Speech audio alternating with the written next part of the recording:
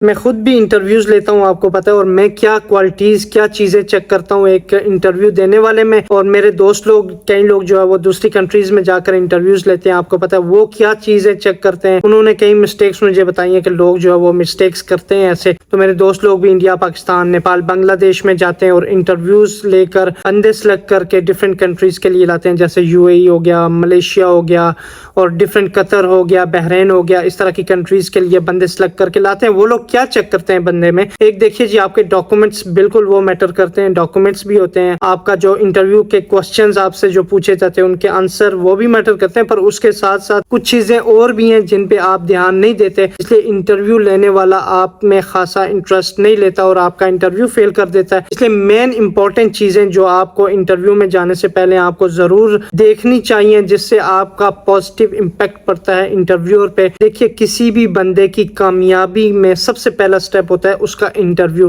اگر آپ کا انٹرویو سکسیسفل ہو گیا، آپ انٹرویو میں پاس ہوئے، تو اس کے بعد آپ کو جاب ملے گی، اور جاب کے بعد آپ اپنی پرفارمنس شو کریں گے تو آپ کو سکسیس یعنی کہ کامیابی ملے گی۔ تو انٹرویو اتنا ہی امپورٹنٹ ہے بندے کی کامیابی میں جتنا آپ جو ہے وہ اپنی ڈاکومنٹس یا اپنی کوالیفیکیشن، اپنی ایجوکیشنز یا اپنی اچیومنٹس رکھتے ہیں۔ انٹرویو میں جانے سے پہلے آپ نے سب سے پہلے اپنے ڈاکومنٹس پریپیئر کرنے ہوتے ہیں۔ ڈاکومنٹس میں آپ کی CV ڈیفینیٹلی، CV جو ہے وہ ایک اچھے پیپر میں بنی ہو، CV کلرڈ ہو تو اور بھی اچھا ہے، اس میں آپ کی ایک شائننگ پکچر، پروفیشنل پکچر لگی ہو CV میں، وہ بھی اٹیچ ہونی چاہیے۔ اس کے علاوہ ایک اچھی رائٹنگ اور کلیئر فل رائٹنگ، بہت کم اور میننگ فل جو ورڈز یا سینٹینس ہوتے ہیں وہ آپ نے لکھنے ہوتے ہیں اپنی CV میں۔ اس کے بعد آپ کے ڈاکومنٹس میں آپ کی اچیومنٹس، اگر آپ کو کوئی سرٹیفکیٹس وغیرہ ملے ہیں وہ تو اچھی بات ہے، وہ بھی آپ نے ایڈ کرنے ہوتے ہیں۔ اور اس کے بعد CV میں آپ اپنے ساتھ لے کر جاتے ہیں جی آپ کے ایکسپیرینس سرٹیفکیٹس۔ آپ کا ایکسپیرینس نہیں بھی ہے نا تو کچھ نہ کچھ بنا لیا کریں، تاکہ جب آپ CV کے ساتھ اپنے ایکسپیرینس سرٹیفکیٹس دیتے ہیں تو بھی ایک پازیٹیو امپیکٹ پڑتا ہے انٹرویو لینے والے پر۔ اور اس کے علاوہ آپ جب CV یا اپنی فائل میں جب لے کے جاتے ہیں تو CV فولڈ نہ کی ہو، ڈاکومنٹس فولڈ نہ کیے ہوں، بالکل اسٹریٹ ہونے چاہیے، تاکہ انٹرویو والا جیسے ہی آپ کی فائل ہاتھ میں لے تو اس کے لیے ایزی ہو پڑھنا۔ اور آپ نے ایک اچھا پرفیوم لگایا ہوگا تو انٹرویو والا ڈیفینیٹلی آپ سے امپریس ہوگا، تو آپ کے سلیکشن کے چانسز کچھ اس طرح سے بھی ہوتے ہیں، کیونکہ ایک پروفیشنلزم بھی مین چیز ہوتی ہے بندے کے انٹرویو میں کہ بندہ کتنا پروفیشنل ہے۔ اس کے بعد مین چیز جس میں ہمارے بندے خیال نہیں کرتے وہ ہوتی ہے جی آپ کی ڈریسنگ آپ کی پرفیکٹ ہونی چاہیے۔ دیکھیے، سب سے پہلے آپ کے جوتے آ جاتے ہیں جب آپ انٹرویو روم میں انٹر ہوتے ہیں، تو انٹرویو والے پہ سب سے پہلے جو انٹرویو والے کی نظر آپ پہ پڑتی ہے وہ آپ کے جوتے ہوتے ہیں، جوتوں پہ نظر پڑتی ہے۔ تو آپ کے جوتے جو ہے وہ چمک رہے ہونے چاہیے، ایک اچھے پروفیشنل جوتے، ممی ڈیڈی جوتے پہن کے انٹرویو میں کبھی نہ جانا، آپ ایک پروفیشنل جوتا پہن کے جائیں، اور جوتا جو ہے وہ بالکل کلین اور صاف چمکتا ہوا ہونا چاہیے۔ اس کے بعد آپ کی آ جاتی ہے ڈریسنگ میں ہمارے بندے اسپیشلی کیا کرتے ہیں، کوئی لوگ ہوتے ہیں وہ کرتا شلوار یا جو مطلب ٹی شرٹس وغیرہ پہن کے چلے جاتے ہیں،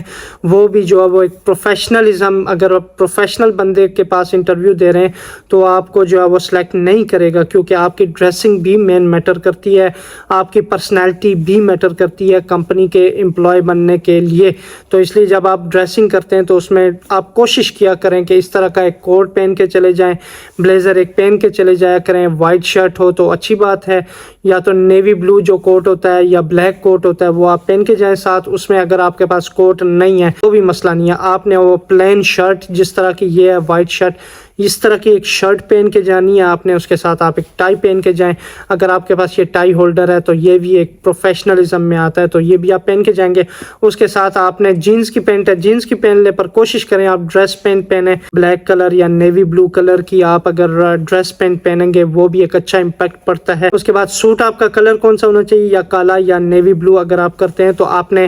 شیو کی ہونی چاہیے، ٹھیک ہے۔ اگر آپ نے داڑھی رکھی ہے تو آپ کے خط شت اچھے سے بنے ہونے چاہیے، تاکہ کی پرسنالٹی جو ہے وہ 100% بندے کو دکھنی چاہیے، اور ٹائی کلین ہونی چاہیے، آپ کے بال کٹے ہونے چاہیے۔ یہ چیز مین چیزیں ہوتی ہیں جو انٹرویو والا آپ پہ چیک بھی کرتا ہے۔ جو گرلز ہوتی ہیں، لیڈیز ہوتی ہیں، اس میں سب سے پہلے آپ کا لباس کے بعد آپ کا چہرہ جو ہے وہ انٹرویو والے دیکھتے ہیں۔ ایک سچی حقیقت بتا رہا ہوں، آپ کا چہرہ دیکھتے ہیں جی آپ کے ڈریس کے بعد، تو چہرہ آپ نے میک اپ وغیرہ کر کے جانا ہے، وہ گناہ ہے، بالکل اچھا نہیں ہے۔ یہ ہے کہ انٹرویو پاس کرنا تو ایسا کرنا پڑتا ہو تو کیوں۔ اور اس کے بعد آپ کی جو مین اہمیت ہوتی ہے آپ کی خوشبو سے ہوتی ہے، یعنی کہ کہ آپ نے ڈریس بھی اچھا پہنا ہوا ہے پر آپ سے اسمیل آ رہی ہے تو وہ بھی ایک نیگیٹو امپیکٹ جاتا ہے. اگر آپ سے خوشبو وغیرہ نہیں آتی تو جب بھی آپ انٹرویو کے لیے جائیں آپ ایک پرفیوم خرید لیں. جب بھی آپ انٹرویو کے لیے جائیں یا کسی مین امپورٹنٹ پارٹی میں یا کسی بھی گیدرنگ میں جائیں وہ آپ پرفیوم وغیرہ اچھا پرفیوم لگائیں گے تو آپ پہ ایک پازیٹیو امپیکٹ پڑتا ہے, یعنی کہ لوگ جو ہے وہ آپ کی طرف آتے ہیں, آپ سے بات کرنا پسند کرتے ہیں. پرفیوم ایسا لگائیں کہ لوگ آپ سے پوچھیں کہ یہ کون سا برانڈ ہے تو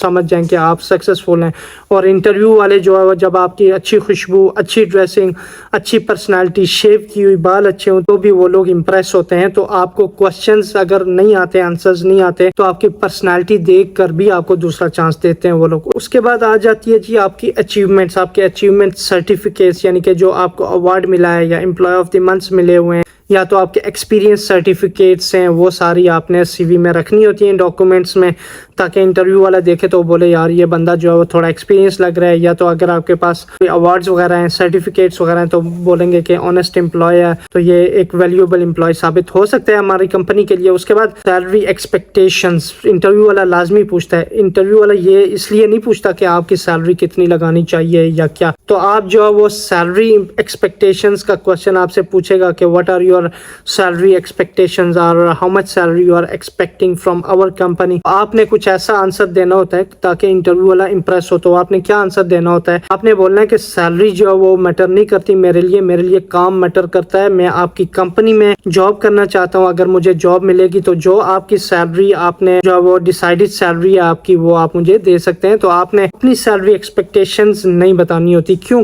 کبھی کبھی کیا ہوتا ہے کہ ان کی سیلری جو ہے وہ ڈیسائیڈڈ سیلری ہوتی ہے 3000 درہم فار ایگزامپل, آپ بتا دیں گے جی 3500 درہم, تو وہ آپ کو سلیکٹ نہ کرنے کے چانسز بھی اس میں آپ کے بڑھ جاتے ہیں. تو اس لیے آپ کی سیلری ایکسپیکٹیشن کا اگر آپ پوچھتے ہیں تو آپ اس کو یہی بتائیں گے کہ آپ کے لیے کام میٹر کرتا ہے, آپ کا جو ایکسپیرینس بنے گا وہ میٹر کرتا ہے, ایک ویلیوبل امپلائی میٹر کرتا ہے, آپ کی ایک اچھی کمپنی میں جاب میٹر کرتی ہے, پیسہ میٹر نہیں کرتا. تو اس میں یہ ہوگا کہ وہ بندہ سوچے گا کہ لانگ ٹرم یہ کام کرنے والا ہو سکتا ہے. تو آپ کا انٹرویو جو ہوتا ہے آپ یہ نہ سمجھے کہ آپ کا آخری انٹرویو ہے. جب آپ انٹرویو دے دیتے ہیں تو اس کے آخر میں آپ کو کیا چیک کرنا ہوتا ہے, سب سے پہلے آپ نے انٹرویو والے کو بولنا ہے جی کہ اگر میں فیل بھی ہو گیا تو یہ میری لاسٹ جاب نہیں ہے یا تو یہی میری ڈیسائیڈڈ جاب نہیں ہے. اگر آپ سمجھتے ہیں کہ کسی اور جاب کے لیے میں کوالیفائی کر رہا ہوں, سوٹیبل ہوں کسی اور جاب کے لیے, تو آپ مجھے کسی دوسری جاب کے لیے بھی سلیکٹ کر سکتے ہیں. اس سے بھی ایک اچھا امپیکٹ پڑتا ہے. اور اس کے بعد آپ یہ بھی بول سکتے ہیں کہ